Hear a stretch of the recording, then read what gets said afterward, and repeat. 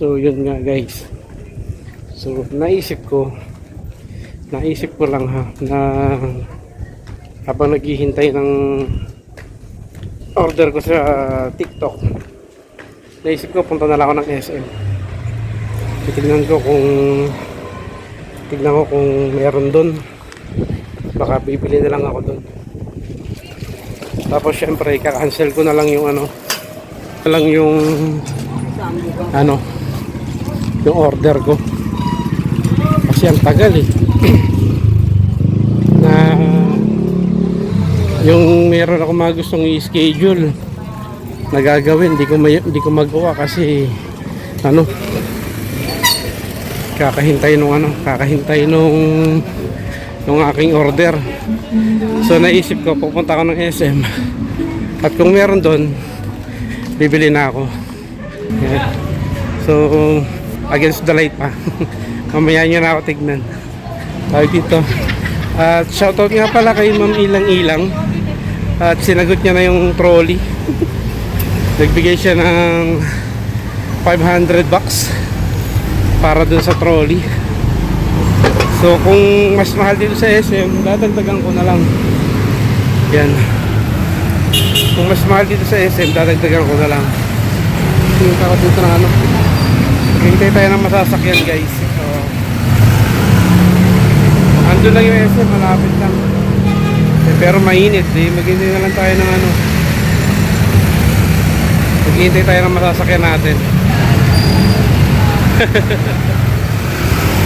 And shoutout daw, shoutout. Tira natin guys. Ito tayo ng masasakyan. Pwede ko naman sanang lakarin. Pero jeep. Okay. Sige, lakarin na lang natin. Kasi lakarin yan, ayan dyan lang oh. Alam niyo, malapit lang kasi ang SM dito sa amin. Lapit lang. Pwedeng lakarin. Ngayon, siyempre, ayan lang oh. Wala pa 1 kilometro. Ay hindi, meron din pala, meron din 1 kilometro yun. Lalakarin yun. So habang naglalakad ako guys, mga mahal, habang naglalakad ako magkwentuhan muna tayo. Oh, shoutout muna kayo, shoutout. Oh. Ayan. Makulit ng mga bata, shoutout daw. Hindi naman nila tinanong yung channel ko. Wala rin. Wala din naman. Shoutout daw. Tayo guys oh. Oh. Ayan. Tignan natin yung pagdating natin ng SM. Ilang minuto ko yata lalakarin. Siguro mga 10 minutes din. Tagal no. Yun nga pala, maraming salamat nga pala sa Team Buwang.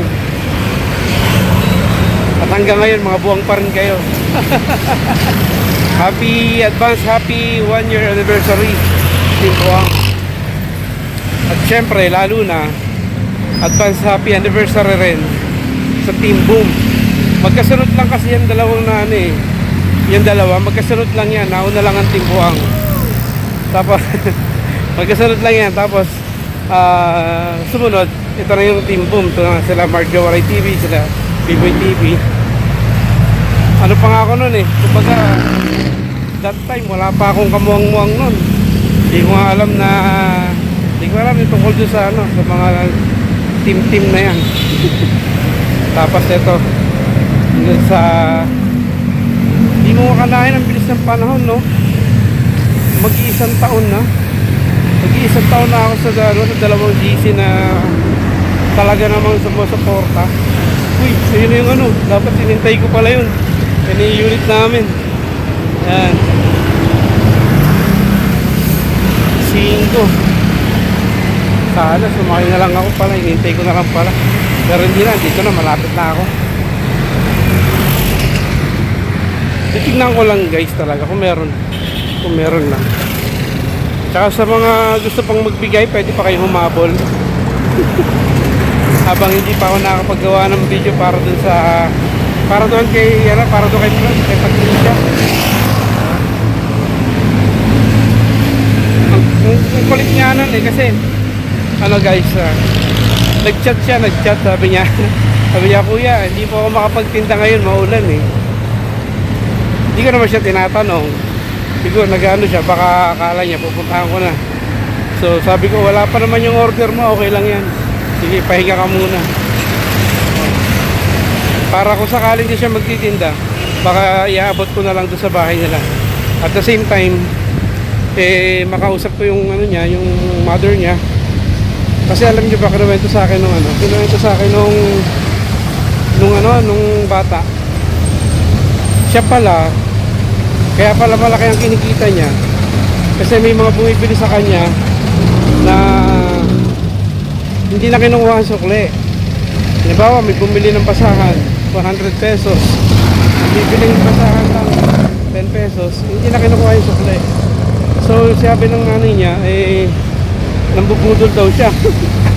Nambubudol daw siya kung sa sa kalsada. Pero ano naman daw yon?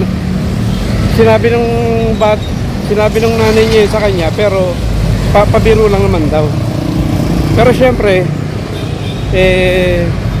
gusto ko pa rin namang makausap yung magulang para kung sakaling may iba pa silang kailangan na kaya naman nating ibigay, di ba? Lalo na sa kondisyon ng bata, bakit hindi, di ba? Kasi andito na tayo, inumpisahan na natin siyang tulungan. So kung ano pa yung kaya natin itulong sa apat natin makakaya, ibibigay na natin. So yun guys, ito malapit na tayo sa SM. Tagal ko rin pa na maglakad doon hanggang SM. Grabe, di ako napagdala ng panyo. Di ako nagdala ng panyo, pambira di ako napagdala ng panyo tuloy. Kasi ayoko nang matulog, inaantok ako sa bahay kaso ayoko nang matulog. Kasi pag matulog ako,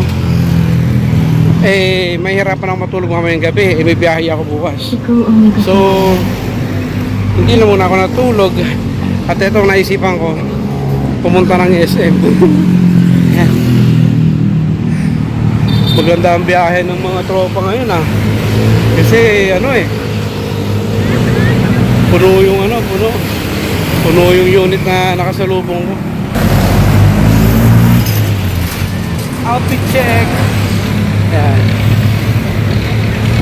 Ang hirap lang, walang ganito pala mag-vlog ng nung walang stick, selfie stick ba yung o kaya yung wala kang camera na pang video talaga, mahirap pala. Oo, kaya bilib ako dyan kay Marjorie TV. Kasi kahit wala siyang GoPro, yung camera na nakakapag-upload siya, magaling siya mag-upload, mabilis, magaling siya mag-edit. Ako, siyempre alam niyo na, mahihayin pa ang Mabi TV. Hindi naman kasi tayo gwapo, yami lang tayo. Diba? Hindi naman tayo gwapo, yami lang. Ding! Malapit na tayo sa SM. Shoutout sa Team Ilang-Ilang. Sir Jaime Vera, maraming salamat. Yung mga nakakadaw papalad natin sa YT, sila Kuya Ray, B-Boy TV, sila Project 89, mga Team Boom, yung mga hindi ko mababanggit, huwag kayo magdaramdam alam nyo naman na wala man kayo sa isip ko, nasa puso ko naman kayo. Dahil kayo bilang part ng team, hindi ko man kayo mabanggit syempre ganun talaga. Tumatanda na nagiging makalimutin na. Ayan, ito malapit na ako sa SM. Yun natin ilang minuto kaya itong ilang minuto kaya itong lakad ko na to. So ayun, ito na. Okay guys, nandito na tayo sa SM Novaliches. Ayun. Shoutout SM Novaliches. Nandito si Mabi TV. Oh.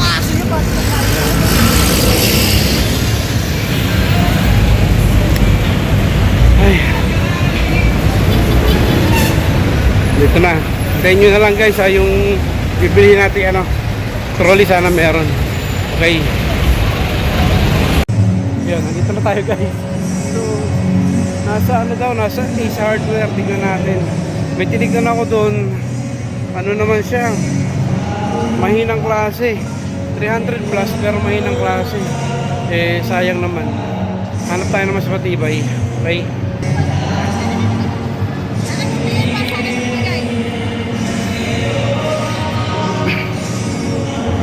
Hanap tayo naman sa matibay. Teka, parang makakainan yata itong puro kainan yata itong napuntahan ko Wellness spa. Wellness space. Teka, hanap tayo. Hanap tayo. Hanapin natin. Yes. Hanapin natin Ace Hardware. Yan. SM Store. Hanap tayo. Yung pauwi na nga tayo guys kasi wala naman tayo nakitang trolley. Meron doon, may hinang klase. Ay, uwian na.